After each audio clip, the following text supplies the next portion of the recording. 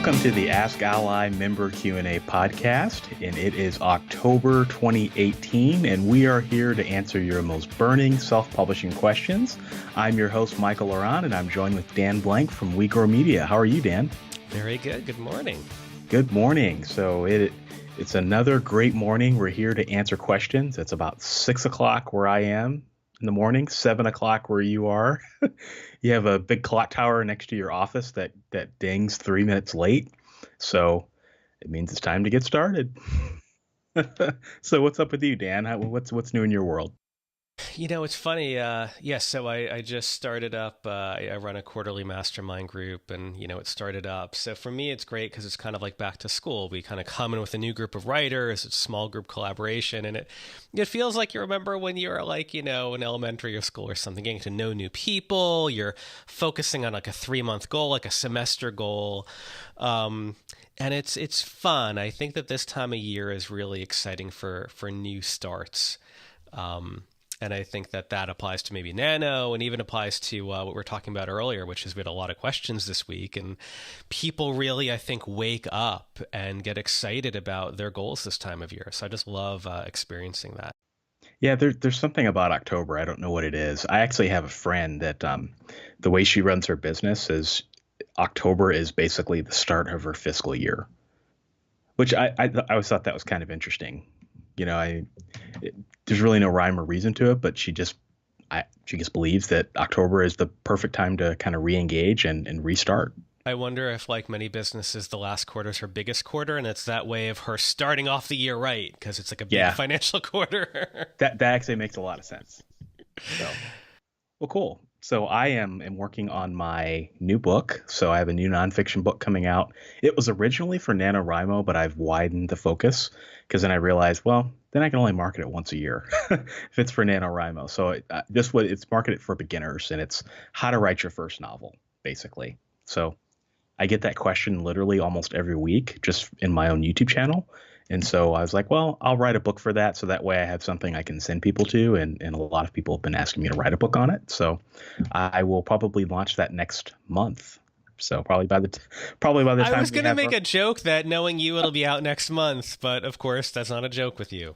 No, it's already scheduled with my editor, and it's basically done at this point. So that's kind of what's up with me. But what we wanted to talk about this week for our theme was the importance of author conferences, because a question that we often get is, well, why should I even attend? I'm going to pay a ridiculous amount of money for a plane ticket. I'm going to pay a ridiculous amount of money for a hotel. I'm going to have to pay a conference fee, which is usually several $100s, and I'm going to have to pay for my meals while I'm there, and help me understand why I need to go to a physical author conference, right? And so Dan and I both had some experience in this space, and we thought it would be a really good opportunity to talk about why the conferences are important and why the networking that comes out of the conferences is so important as well. Indeed. I come to this place with one statement first, which is if you don't have colleagues, you're not a professional. And I look at an author conference as not so much about the information as about you developing relationships and professional connections, you showing up and being engaged kind of fully, almost challenging yourself of whether, is this a hobby? Is this something that I toy with, I play with because it makes me feel good, and it's always going to be a little hobby? Or do I want something more with that? And I think this is a really great place to challenge yourself and consider, do I know any other writers? Have I talked to any editors, any people in marketing, any people in the various aspects of publishing? If you haven't, it's one of those kind of litmus tests of, is this a hobby or is it a profession? So that's the first place I come to this from. No, and that's really smart, because I actually just attended the Indie Lab conference by Writer's Digest. I was there on behalf of ALLi, and I gave a speech, and but for the most part, I was there just kind of representing ALLi and sitting in on a lot of the sessions. And a lot of the writers that I met there were just so driven. There were nonfiction writers there who did freelancing on the side. There were novelists there, and almost all of them, if not I think almost all of them either had published a book or literally had a book on the way, like publishing within several months. And they were there because they wanted those connections and because they wanted to know the cutting edge industry news. And there's something to be said about that, right? I mean, anyone could write a book, right? Well, I just shouldn't say that, but I actually do believe that anyone can write a book, but most people can't follow through with it, and it's the few people that do that become authors, and so those people form some connections there, and that's an important thing. So they made friends with each other. They got to know some of the speakers. The speakers often offer, special deals or discounts, or, one of the things I offered was the ability to review anyone's website for free. So just shoot me an email, and I offered to do that as a member of the conference, just as a value add. So it's those sorts of things that help you stand out. Yeah, I mean, one thing I've spoken at a lot of conferences and attended a lot, and I mean, the other place I came to with this was that take this as a little bit of grain of salt, but I feel like most people attend a conference wrong. They don't come with a plan of any sort. They'll get the book and they'll highlight the sessions they want to go to. They come with a passivity that I think is detrimental to them, not just getting something out of it from a business sense, but actually finding joy in it. And I think when you don't have a plan, it means that you don't have a way of actually breaking out of what a lot of us have, which is most of us are introverts. Most of us go to the same job, have the same family members, the same friends. We don't put ourselves in these situations. So you bring yourself into a big ballroom in whatever city you want to name, and you're sitting next to someone. Maybe you talk to the person next to you, and I've done this in the past. You kind of make that friend early on, and then you cling to them. Then they're your buddy. And that's the person you attend the conference with, but you don't really have a plan of saying, this is what I'm going to be about. So I'm going to introduce myself to people, which is going to be challenging for a lot of writers. These are questions I'm going to ask to get to know people, even strangers, people that I might be nervous to talk to. These are the specific 3 people I want to meet who I know are going to be speaking at this event, and I'm going to maybe prep that ahead of time, and then maybe try to see them in the hall, go out to the conference, and email them after, or even saying things like, if I could walk out of the conference with these 3 things, wow, would that have been money well spent? Yeah, that's such a good point, because I think when people think about going to a conference with like an agenda, what they usually think about is, okay, who can I meet? Who can what can I get from this person, and so on and so forth. So you mean the either the way of, can I meet someone who is who's going to help me get to the next level? Well known, or a transactional, which is, I'm going to go and give out 400 cards, and if 2% of those people call me back, it's a win. Like, it's a transaction. Exactly. You nailed it. And that's the wrong way to do it. So I met Jay Thorne at the conference, and Jay Thorne is a very well-known indie author, super well-respected. He's an awesome guy. I've been following him off and on, on the internet since like 2012. So like I've watched his career really grow, and he's just doing some amazing things right now. And so I wanted to meet him in person because, we had chatted on Facebook every once in a while, like via posts and things like that, but never had a chance to formally meet him. And so when I met him, he was just as nice as could be, right? So exactly what I expected. And so the first thing out of his mouth was, yeah, what's going on, man? How can I help you? And I don't, it just stuck out with me, right? Because it wasn't, oh yeah, how are things going? It was, how can I help you? And I think not enough people think about that when they're interacting and networking with other writers, is that maybe you have something to offer someone else. Go with the idea that you can give something to someone, not take something. And I think that's so fundamentally important. I love that. I also feel like maybe a part of why he asked that question too is also that framing of, here we are at a professional event. We all have skills. We're all here to do the work. How can I do that work? And, when I've spoken, it's so amazing to meet people. But there is that thing where there's some people who are not prepared. So you meet them, they tell you this long story about how they got there. And then you ask about their work, and they haven't really thought about how to describe their book. So you go on this long, you don't hear about the book, you hear about all the ups and downs of the journey for them to, and it's sort of like, after a while, you're sort of like, this is great, but there's 4 people behind them. There's an event coming up in 10 minutes, and you're like, well, there's no structure to it. So the idea of how can I help you is a wonderful framing advice too, of like, I'm happy to help, but let's get to it. Exactly. And so, what's your, because like I'm an introvert. So, and I imagine that most people listening to this are going to be introverted, and just the idea of going to a conference like this and eating lunch, meal times make me the most nervous. Like, I can deal with crowds, I can deal with one-on-one interactions, but I don't know what it is. It's just about my personality. The meal times always make me nervous. For someone that is going to a conference and they're nervous about whatever it might be, networking, meeting new people, what's one piece of advice that has worked for you in the past in terms of connecting with people in a way that makes them open up and makes it a little less awkward? I'm trying to think whether I should give you the radically honest answer. And I'm going to, because I suspect I know what this answer is. It changes the question. So I'm an introvert, and you're talking to me in my studio. I basically don't leave my town. I leave my town a little bit. I've actually stopped going to conferences, not because I don't believe in them. Love conferences. I don't want to be away from my family. I enjoy my work. I enjoy my routine. So to bring it back to your question, how I've done this, because I understand that nervousness, and I'm fine. I love public speaking. I can walk into a room and feel that nervousness, but not like cave or anything. But what I've done is I use email, I use Skype, I use questions online. So something that I would do is I would email people ahead of time. I would find other ways, like my Creative Shift Mastermind group is all about a way of finding collaborators without having to travel to St. Louis on these dates, walk into that room with your little tray of food and feel nervous.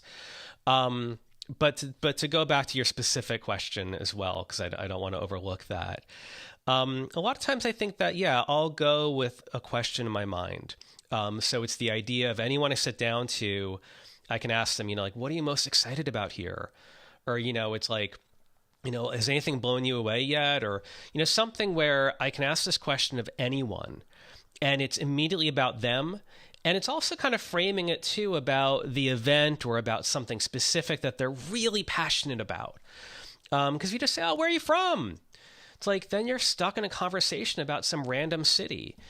Even if, you can ask about what they're writing, because as a writer, you might be interested, but really think about what you want most, and also think about what connects you to someone.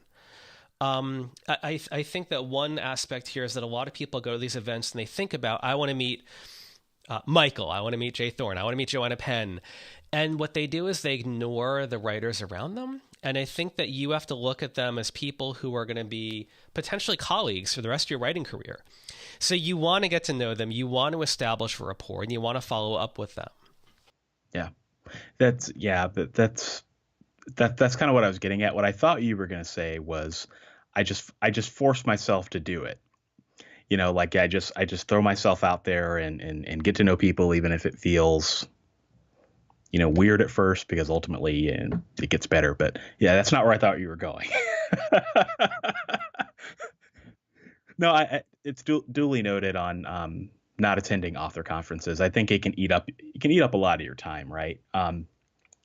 Having attended Indie Lab, I think the most important takeaway from me was just trying to make sure that I connected with people regardless of who they were. So anyone who came up to me, I always made sure to get to know them. Not so much what they wrote, but just kind of what drives them and what fuels them. And I had some really great conversations with a lot of the attendees there. And I just think you have to, even if there are certain people you want to talk to, just open yourself up to the possibility that you're going to meet people that you didn't know, that you didn't know would be there. And that's awesome.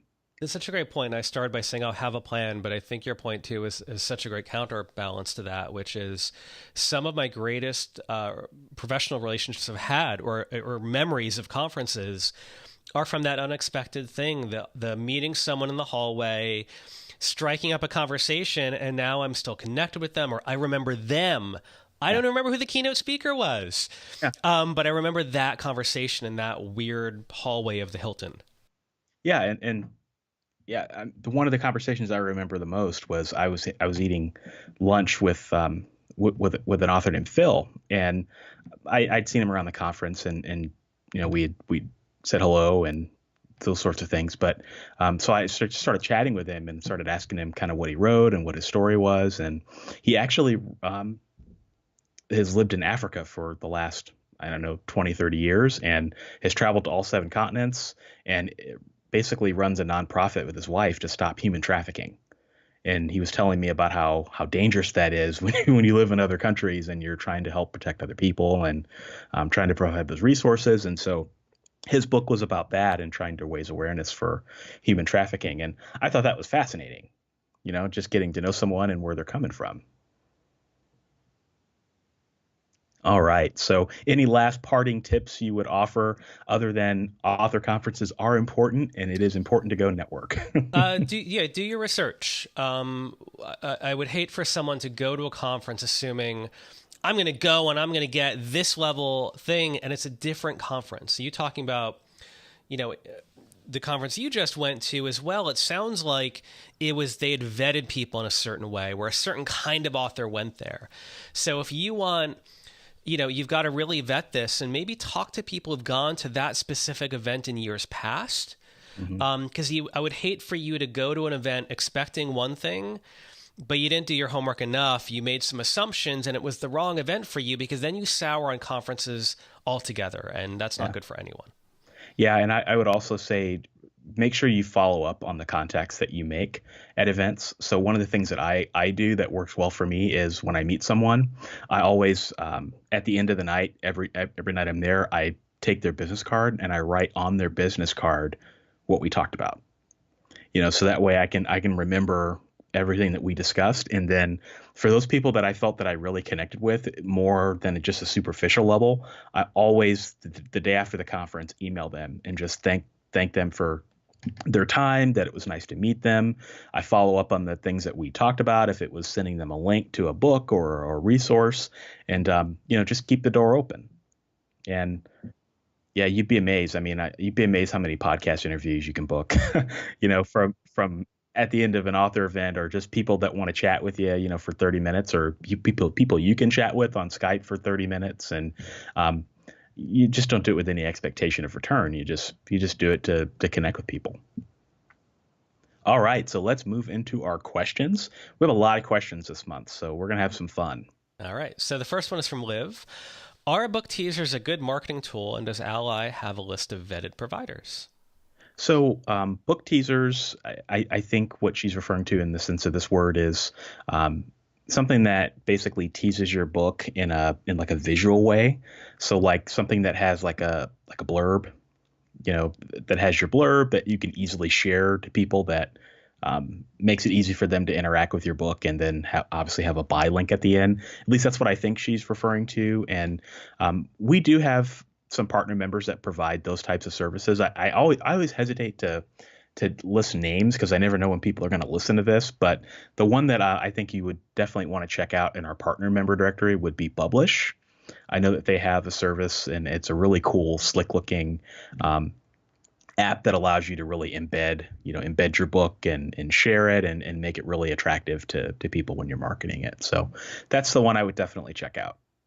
All right. So Anthony asks what I think is a related question. Could ALLi recommend a reputable producer of book trailers? I'm in need of one. Yeah, I don't know any off the top of my head in our member directory or our partner directory, but I would definitely check that out. It's always changing. I mean, we always have people that are applying for partner member status, and so I would check there. I'm pretty sure we've got some marketing agencies in there that could probably help you put one together. If you can't find one of those, another good way to do this is to go to a site like Upwork, and you can hire a freelancer. Basically, you can post a job and say what you need. So, hey, I have a book trailer. I want to convey this content. It needs to be this long. I have these photos and these videos that I want to use, and they can help you put it together for a pretty reasonable cost. And then people will bid on your on your job, and you can pick the best freelancer that works best for you and work together and get that put together. Yeah, I'd say you can also talk to authors whose book trailers you like and reach out to them and ask them, was it worth it to you? And how did you get this produced? Who did you use? Exactly. Yeah, the key is not to break the bank too much. I've seen book trailers where people get actors and models and things like that. I don't know that that's practical for most people. But something that's super simple, like you can get some stock music and you can get some stock footage from a site like Video Blocks or Storyblocks, and you can kind of splice those together and Photoshop your book in and a quick 30-second to a minute clip. I've seen some people see some success with that. All right. Next question is from Beth. How can I better publicize my self-published book? And she actually gave the title. I'm going to read it because I think it adds a lot of context. The Trivial Tragedy of Hilda the Vegetarian Vampire Bat. Yes, The Trivial Tragedy of Hilda the Vegetarian Vampire Bat. Try to say that 3 times really fast. No, we had to read that name because that's like an awesome book title, right? It's funny. And so I'm actually on Beth's website right now. So thank you for your question, Beth. And so I'm looking at the book, and it looks like, okay, so it says every year in Vampire Creek, there is an initiation ball for adolescent bats who have not yet tasted human blood. Hilda, a vegetarian, doesn't quite fit in. So I'm looking at her website, and she's got a really nice book page, actually. So you can visit her website at silverwoodbooks.co.uk. So she's got a nice book description. She's got some buy links. You can get it on Apple Books. I'm kind of looking at her author bio, and she's also got a press room for this book in particular, which is pretty nice. So just looking at the book cover, it's not bad. It almost looks like I would say a book for children and teens, which it is. So I would think, Beth, think about ways that you can reach teachers. Is there a way that you can get this book in front of teachers, for the age group that's appropriate for your book? Because I think that if a kid saw this, I think they'd have a ball with it. It just would be funny because looking at the cover, they would enjoy it. So is there a way you can get this in front of teachers? Is libraries maybe a route that you can go? I'm not sure how a book like this would do on Amazon or in ebook format, just because it looks like the audience group is going to be a bit younger. And we all know that kids haven't quite adopted ebooks in the way that we expected them to yet. So it seems like your market's going to be teachers and parents. So how can you get that in front of teachers and parents? And maybe that's Facebook ads to reach new people. Maybe there's some sort of a book trailer you can put together. Are there podcast interviews that maybe you could go on that have a young adult audience or a middle grade audience that you can reach? Though, just off the top of my head, looking at your website, those would be some of the tips that I would offer to you. All right. The next question is from Maddie. Can you provide any guidance or point me to any resources for finding podcasters, bloggers, reviewers to whom to pitch a book for interviews, coverage, reviews? Yeah, this is kind of a tough question, just because I don't know that there's a network out there that you can go and look for podcast interviews. I know that there are services out there that promise to help you get podcast reviews. I've always seen those as a little dubious, personally. I think the best tip I would offer you, Maddie, is just look at the podcast currently in your niche and pitch them. If your book is a good fit for their podcast, reach out to them and just see if they would be interested in interviewing you. Now, there's an art to that. Podcast interviewers every day get pitches from authors that that want their books to be featured. I would focus on the audience and what it is that you can offer to them that's going to entertain them or educate them on what it is that you're trying to write about. And you would be surprised if you can land one podcast interview, how many podcast interviewers actually listen to other podcasts in their niche. I honestly can say most of the podcasts interviews I've received were because another podcaster heard me on another podcast, and so they wanted to have me on theirs. And it's the same thing with bloggers and reviewers as well. Love that. All right, so next question is from Haley. I'm writing a Christmas story involving Santa, but I've invented his wife and her name, plus a couple other characters, using some well-known characters from Santa, the North Pole, the elves, reindeer.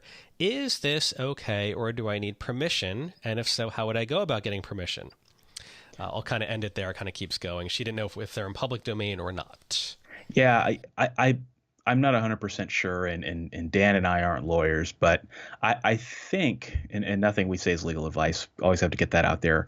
I'm pretty sure that the Santa Claus lore and the reindeer and the North Pole and all that stuff, I'm pretty sure that's public domain. I don't think you have to worry too much about using Santa Claus in a story or inventing a name for his wife. I think you'll be fine with all of that. The only thing you have to be a little bit careful of is just make sure you're not infringing on the copyright of anyone else's Santa Claus. So there are thousands of different versions of Santa Claus out there. Just make sure that you're not, if there's a Santa Claus movie that you really like, just make sure that the details of your story and the things that you're doing in it don't hit home a little too close to those. But yeah, Santa Claus as a character, I think you would be fine. All right, next question is from Ed. How do I copyright a book? Yes, so this is a question we get fairly often, but I don't know that we've answered it recently, so I thought that it would be a good idea to cover it again. So just with the caveat that Dan and I aren't lawyers and nothing we say is legal advice, but copyright, in most countries of the world, they've adopted a uniform approach to copyright. So it's reciprocal. You're for the most part playing on the same field in most countries of the world. And the simple fact is that the moment you create something, it's automatically copyrighted. Copyright is the right of expression. So once you finish your book, it's copyrighted. What people think about when they say I want to copyright a book is registering it with the government so that if someone else infringes on your copyright, you have the right to stop them from doing it, or to basically deter people from infringing your work, because registering it in the government basically provides notice to the world that this book is copyrighted by you. So it's an added layer of protection, and it gives you some rights to assert if someone were to ever infringe on your copyright. And so in the United States, the way you do that is you can register your copyright through the United States Copyright Office. And there's just a fee of $35. You upload your manuscript, you get a nice little receipt, and so on and so forth. And you get some legal benefits from doing that here in the States. In the UK, the process is pretty similar. And in most countries, it's going to be pretty similar. You just need to find the Copyright Office of the country that you live in, and there's usually a nominal fee that you pay. And that's how you register and protect your work. And the book that I would recommend to you, and it's the book that really made light bulbs go off over my head, is The Copyright Handbook by Stephen Fishman. It's a fantastic book that has everything that you need to know about it. I think it's like $35 or $40, so it's a little on the pricey side, but it's money well spent, and it will walk you through everything you need to know. All right, next question is from David, who says, I heard somewhere about a writer being sued due to unintentional similarities between their protagonist and a member of the public. It seemed he could have lost everything in a defamation of character case. So one answer they received from someone else was publishing the book by registering what they call a PLC. I guess in the States that would be an LLC. Yeah, it's would be a limited company. So if this is the case, how does one go about setting up a PLC/LLC, and would it be better to set it up as a publishing house? Yeah, I mean, the first thing that goes through my mind is, just because you have a PLC or an LLC, it's not going to stop you from getting sued in the first place. Yeah, I suppose there is some protection, by having a publishing house instead of doing it as a sole proprietor or a sole trader, as it's known in the UK. But yeah, that's definitely something you want to talk to an attorney about, because there's other things that you have to consider too. I mean, there's tax implications for starting a limited company. There's, who owns the rights to your books? Do you need to do a contract between yourself and the PLC so that there's so that the company owns your books, and there's all kinds of other considerations. But yeah, in general, I would definitely recommend putting your publishing company into a company, not necessarily a corporation, but definitely a limited liability company or a PLC, because it does give you that added layer of protection. Because yeah, if you do get into trouble, someone could potentially come after you personally and all of the personal assets that you and your family own. And so if you want to protect those, it's definitely worth talking to an attorney to see what they can do for you so that you can create that added layer. All right, next question. Our final question is from Colin. Would you be able to recommend some trusted quality book cover designers or services? I've used CreateSpace Cover Designer, but has limited options and images. All right, so it's our third plug of the day for our ALLi Partner Member Directory. So if you are an ALLi member, be sure to go to the ALLi website, and on the dashboard, you're going to see under I believe it's Services, Partner Member Directory. And just click on that, and that will basically give you a database, and you can filter that database by what you're looking for. So you can filter it by cover designers, so you can see who's our current partner members, and you can basically be reasonably assured that those cover designers have to meet our standards of excellence. If they don't, they're not in the database, right? So that would be where I would start. That would be where I would recommend any ALLi member start in order to find a good cover designer. You can also check our discounts and deals section, and that's under our blog. If you look at the under the discounts and deals section, what that will have is any services that are offering discounts, particularly for ALLi members. And so you may be able to find a cover designer that has a discount through there, but would be remiss not to recommend our sponsor of the show, Demanza.com. So just listening to this episode, you'll hear a nice little discount that they offer for ALLi members. So definitely lots of resources to use if you're an ALLi member. And so definitely we always recommend that you take advantage of that, because it's the little things like that and the little discounts and savings that you can get as a part of your membership that will actually help pay for the cost of your membership. All right, that's all we have this month. All right. Yep. So we cleaned out our questions. So this has been the AskALLi Member Q&A podcast. We love to answer your questions. And don't forget, if you are an ALLi member, you can ask your question on our form. Just go to your ALLi dashboard and look around for the link. And, if you ask your question, you just might hear it on the air from Dan and I. So we will see you guys next week, and thanks for listening.